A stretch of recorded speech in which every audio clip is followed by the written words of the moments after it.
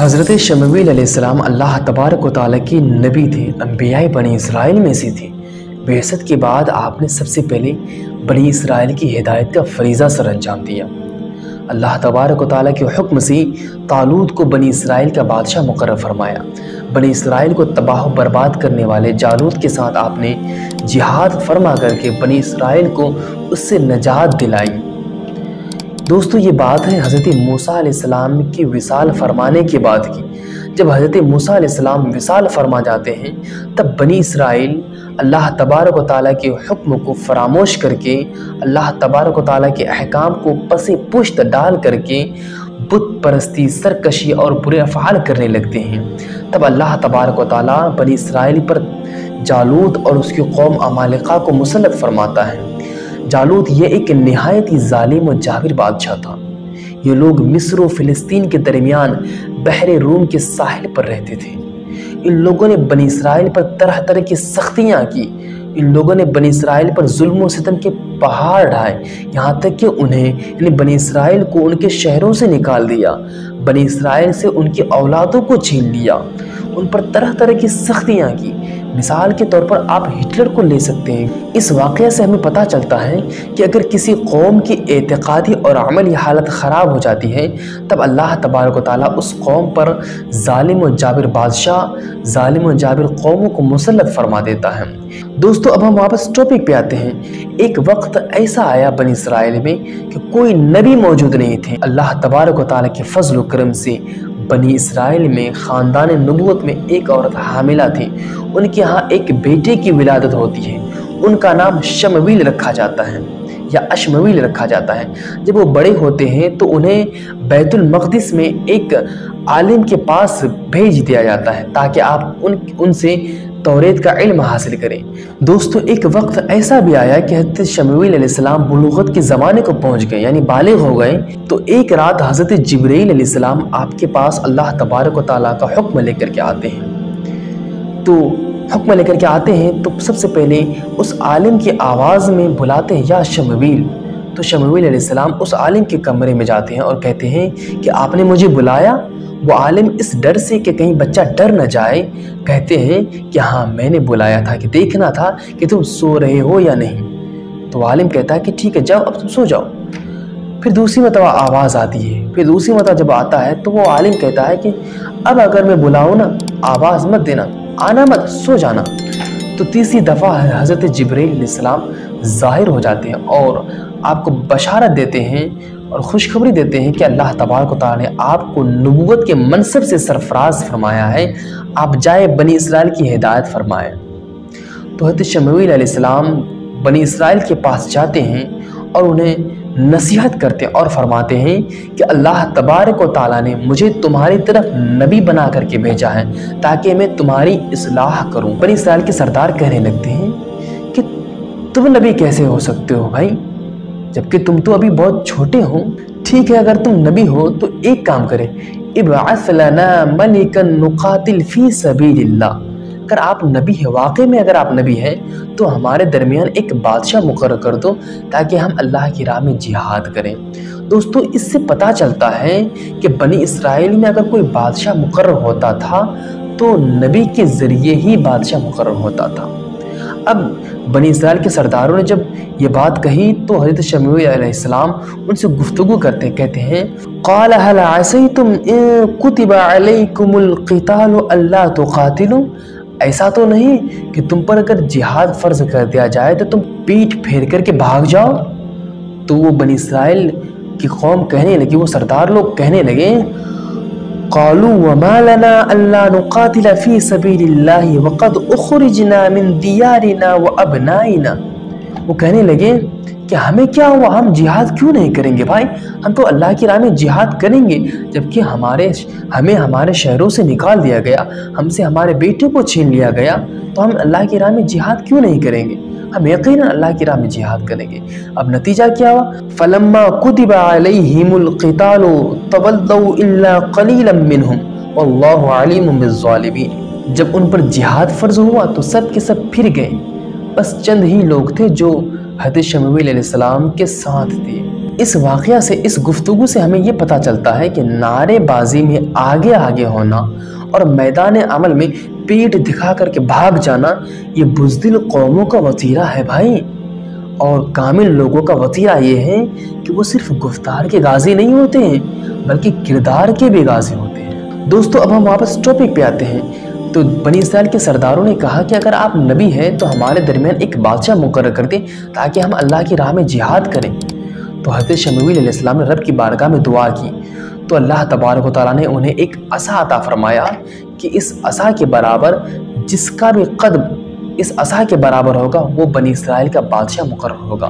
तो हज़रत शमूएल अलैहिस्सलाम बनी इसराइल के पास आते हैं, हर एक का कद, हर एक की पैमाइश करते हैं, यहाँ तक कि तालूत का कद उस असा के बराबर हो जाता है। तो हज़रत शमूएल अलैहिस्सलाम फरमाते हैं कि ये तुम्हारा बादशाह है। बनी इसराइल के सरदार कहने लगे ये बादशाह कैसे हो सकते हैं जबकि नबुवत लाबी बिन याकूब की नस्ल से और सल्तनत यहूद बिन याकूब की नस्ल से चली आ रही है और ये इन दोनों ख़ानदानों में से है भी नहीं। और दूसरी बात ये कि ये गरीब है, इससे ज़्यादा तो बादशाह बनने के हक़दार हम हैं। हज़रत शमूएल अलैहिस्सलाम ने जवाब दिया कि सल्तनत किसी की विरासत नहीं है जो किसी एक नस्ल या ख़ानदान के साथ ख़ास हो। ये तो अल्लाह तबारक व तआला का फ़ज़्ल व करम है, जिसे चाहे अता फरमाए।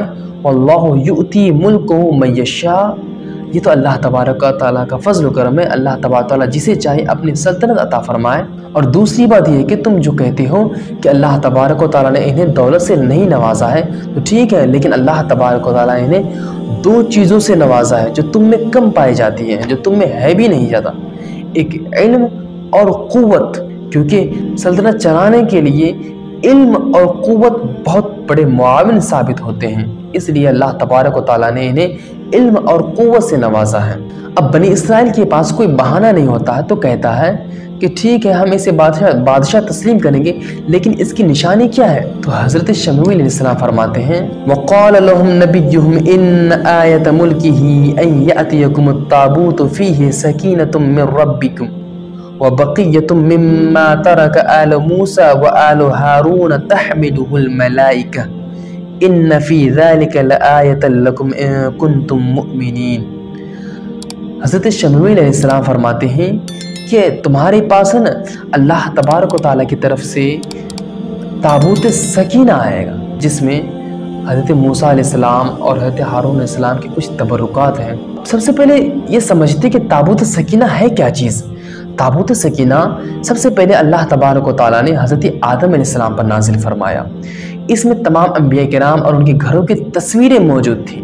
आखिर में हमारे आका सल्लल्लाहु अलैहि वसल्लम को ताबूत मिलता है जिसमें आप सल्लल्लाहु अलैहि वसल्लम और आपके घर की तस्वीर एक सुर्ख याकूत में थी। आप सल्लल्लाहु अलैहि वसल्लम क़याम की हालत में, नमाज की हालत में थे और सहाबाए किराम आपके इर्द गिर्द मौजूद थे। हज़रत आदम अलैहिस्सलाम ने तमाम अंबिया किराम की तस्वीरों को देखा। ये तस्वीरें किसी इंसानों की बनाई हुई नहीं थी बल्कि ये तस्वीरें अल्लाह तबारक व तआला की तरफ से थी। इस ताबूत में हज़रत मूसा अलैहिस्सलाम और हज़रत हारून अलैहिस्सलाम के तबरुकात थे। असा मुबारक, आपका अमामा शरीफ, तौरात शरीफ, ये सारी चीज़ें इस ताबूत के अंदर हज़रत मूसा अलैहिस्सलाम और हज़रत हारून अलैहिस्सलाम रखा करते थे। और बनी इसराइल इस ताबूत के ज़रिए जंगें जीतते थे भाई। अगर वो जिहाद के लिए निकलते थे, जंग करने के लिए निकलते थे, तो जंग करने के लिए जब निकलते थे तो अपने सामने उस ताबूत को रखते थे, उसके ज़रिए बनी इसराइल जंगें जीतती थी। और अगर किसी की दुआ कबूल नहीं होती थी तो उस ताबूत के सामने दुआ करते थे, दुआ कबूल हो जाती थी। अब मैं यहाँ रुक करके एक बात बताना चाहता हूँ कि वो ये कि कुछ लोग जो कहते हैं ना कि वसीला ये शिर्क है, ये हराम है, तो मैं उन लोगों से कहूँगा कि बनी इसराइल ने तो यहाँ ताबूत को अपने सामने रख करके, ताबूत के ज़रिए ताबूत को वसीला बना करके जंगें जीतते थे, ताबूत को वसीला बना करके दुआएं कबूल करवाते थे। जो लोग कहते हैं कि शिर्क है, बुत परस्ती है, तो सबसे पहले उन्हें इन आयतों का मुताला करना चाहिए। दोस्तों, अब हम वापस टॉपिक पे आते हैं। मैंने शुरू में बताया था कि ये ताबूत सकीना बनी इसराइल के पास था। हुआ ये था कि जब बनी इसराइल बुत परस्ती, सरकशी और बुरे अफ़ाल करने लगे थे, तब अल्लाह तबारक व तआला ने जब जालूत और उसकी कौम को मुसल्लत फरमाया तो जालूत ताबूत सकीना को लेकर के चल देता है। उस ताबूत को वो लोग गंदी जगह में रखते हैं, जिसकी वजह से कौम अमालिका में बहुत सी बीमारियां फैल जाती हैं, यहाँ तक कि उनकी 5 बस्तियां हलाक हो जाती हैं। जब उन्हें इस बात का यकीन हो जाता है कि ये सारा किया धरा, ये सारी बीमारियां इस ताबूत की ही वजह से हैं, तो वो उन लोगों ने ताबूत को एक बैलगाड़ी पर रख करके उसे छोड़ देता है। फरिश्ते उस ताबूत को उठा करके बनी इसराइल के सामने तालूत के पास रख देते हैं, तो उनकी बादशाहत साबित हो जाती है। दूसरा काम क्या था? इब्अथ लना मलिकन नुकातिल फी सबीलिल्लाह, कि बादशाह तो मुकर्रर हो गया कि क्या नुकातिल फी सबीलिल्लाह, अब हम अल्लाह की राह में जिहाद भी तो करना था। तो जब बादशाह मुकर्रर हो गया तो अब जिहाद करना था। तो जिहाद के लिए तालूत ने 70 जवान को मुंतखब किया और उन्हें हिदायत की कि अल्लाह तबारक व तआला तुम्हें एक नहर से आजमाएगा, उस नहर से पानी कोई मत पीना सिवाय एक चुल्लू के, जितना हुक्म दिया गया सिर्फ उतना पीना। जिहाद के लिए सब के सब निकल पड़े, और वो जिहाद का जो महीना था बहुत ही गर्मी का महीना था। जब सब लोग जब नहर के पास पहुँचे तो सब लोगों ने खूब सैर होकर के पी लिया। बस कुछ ही चंद लोग थे जिनकी तादाद 313 या 310 थी, वो लोग हुक्म की तामील करते हुए सिर्फ एक चुल्लू पानी पीते हैं, जितना बताया जाता है उतना ही पानी पीते हैं। जब ये लोग नहर पार करके जालूत के लश्कर के आमने सामने होते हैं, तो वो लोग जो खूब सैर होकर के पानी पिए थे, उन लोगों के दिल में खौफ हैबत तारी हो जाती है, खौफ पैदा हो जाता है, और उनके होंठ काले हो जाते हैं, उनके अंदर प्यास की शिद्दत बढ़ जाती है। तो वो लोग कहते हैं कि आज हमारे अंदर इस जालूत के लश्कर के साथ लड़ने की बिल्कुल ही ताकत नहीं, बिल्कुल ही कुव्वत नहीं, आप लोग जाइए, आप लोग लड़ें। तो वो जो 313 थे वो सीना सिपर होकर के उस जालूत के लश्कर के सामने खड़े हो जाते हैं। जब जालूत ये जुर्अत देखता है तो जालूत पूरे जोश में आकर कहता है कि मेरी मुकाबले के लिए भेजो। तो तालूत के लश्कर से कोई मुकाबले के लिए नहीं निकलता है। तो तालूत ऐलान करता है, जो शख्स इसे कत्ल करेगा मैं उसे आधी सल्तनत और अपनी बेटी का निकाह भी उसके साथ कर दूंगा। तब भी कोई शख्स आगे नहीं बढ़ रहा है।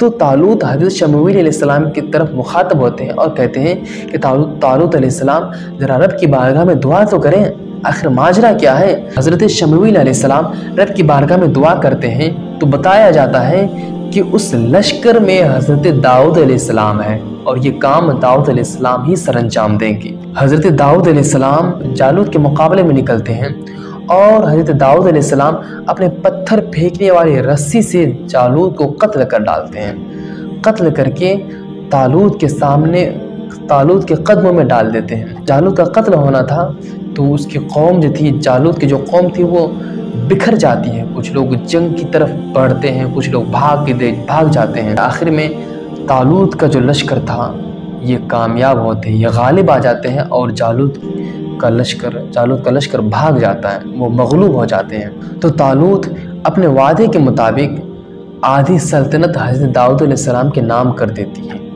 और प्लस अपनी बेटी का भी निकाह कर देते हैं। अब कुछ दिनों के बाद वो तालूत ज़िंदा रहता है, कुछ दिनों तक। उसके बाद उसके विसाल के बाद पूरी सल्तनत के मालिक हज़रत दाऊद अलैहिस्सलाम हो जाते हैं।